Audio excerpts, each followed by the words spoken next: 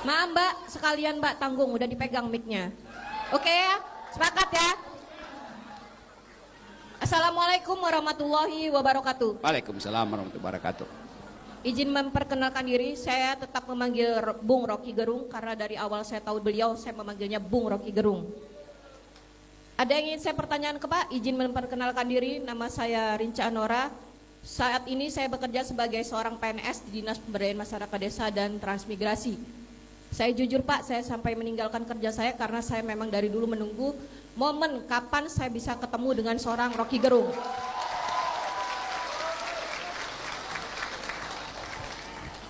Izin Bung, saya berani berdiri di sini ingin menyampaikan keresahan saya sebagai bagian dari pemerintahan. Selama ini pemerintahan selalu dianggap salah. Semua yang kami lakukan disalahkan. Maaf izin kalau saya menyatakan secara keseluruhan netizen. Selama ini ketika pemerintahan itu melakukan kebijakan, maka dengan sontak apabila netizen beranggapan kebijakan itu tidak berpihak kepada mereka, bahwa pemerintah dianggap arogan. Saya selalu sampaikan kepada teman-teman mahasiswa, oh iya Bung, agak pamer dikit ya, saya alumni S2 di sini. Terima kasih. Kepada teman-teman mahasiswa, saya sedikit bergaul dengan teman-teman mahasiswa. Ketika mereka demo, saya sampaikan, ketika demo tolong mainkan data. Jangan hanya sekedar berani demo, jangan sekedar berani orasi, jangan sekedar berani anarkis. Ketika kita main data, maka demo itu insya Allah akan bermakna. Ketika kita hanya main berani, nggak perlu jadi mahasiswa, preman pun bisa demo. Bedanya preman yang dengan mahasiswa adalah ketika mereka demo, dia menyampaikan data. Ketika tidak ada kesesuaian antara kebijakan yang diambil pemerintah dengan kenyataan yang ada di lapangan, tunjukkan seperti apa kami ini dari pemerintahan yang harus kami lakukan. Jangan hanya sekedar disalahkan, jangan sekedar hanya dicari kesalahannya tanpa dikasihkan solusi. Silahkan kami dikritik, kasih kami solusi. Ketika kami menyatakan, aduh dek masih kecil tahu apa, kamu makan aja masih dikasih pak bapak, salah kami ngomong kayak gitu.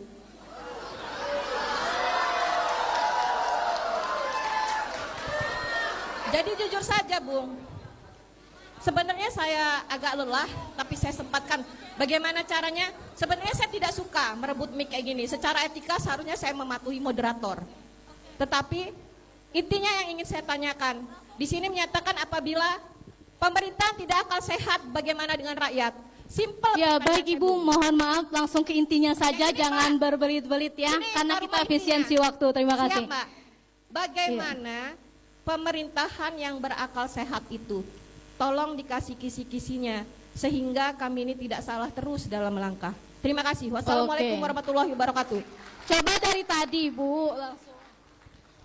Oke, itu ada problem yang biasa disebut self-fulfilling. Boleh saya ulangi ya. Problem teman kita ini di dalam logika namanya self-fulfilling prophecy. Artinya karena diucapkan terus maka lama-lama orang percaya. Tapi sebetulnya ada masalah lebih mendasar.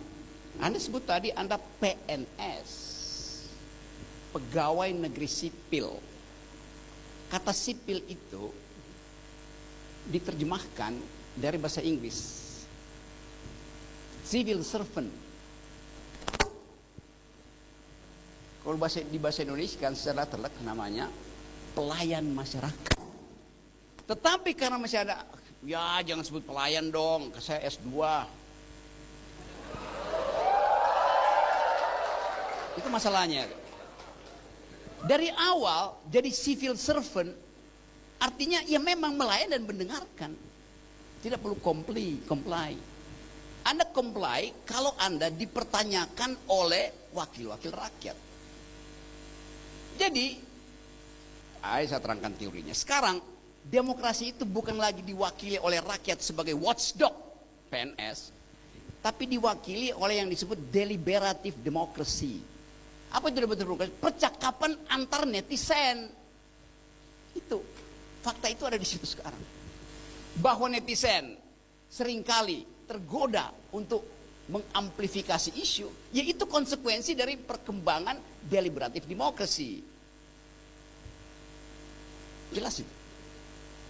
Kalau Anda bilang bahwa kalian kritik, kasih kami solusi. Kami bayar Anda untuk cari solusi. Itu.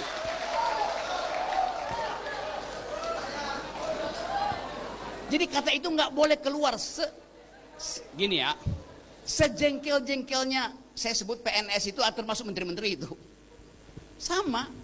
Dungu minta solusi. Yes.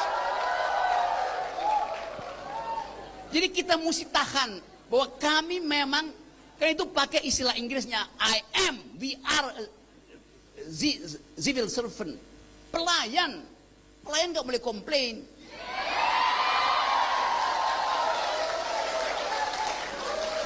Nah itu yang saya maksud tadi, kejujuran berargumentasi. Saya terangkan logikanya. Mau siapapun yang ngomong, ibu-ibu, pejabat segala macam, lu salah cara memahaminya. Anggota DPR itu tadinya adalah pengemis. Dia datang ke saya, Pak, pilih kami, ini amplop sedikit. Dia mengemis supaya dapat kekuasaan. Begitu dapat kekuasaan, dia jadi tuan. Ya tuan tolol. Itu soalnya. Jadi sekali lagi, sudah dinasibkan untuk mendengarkan kecerewetan publik. Itu dasarnya. Jadi sekali lagi, tidak ada perbedaan di dalam warga negara, perbedaan yang didasarkan pada status lain selain citizen. Mau dia S3, banyak guru besar pun gak. Karena banyak guru besar otaknya kecil.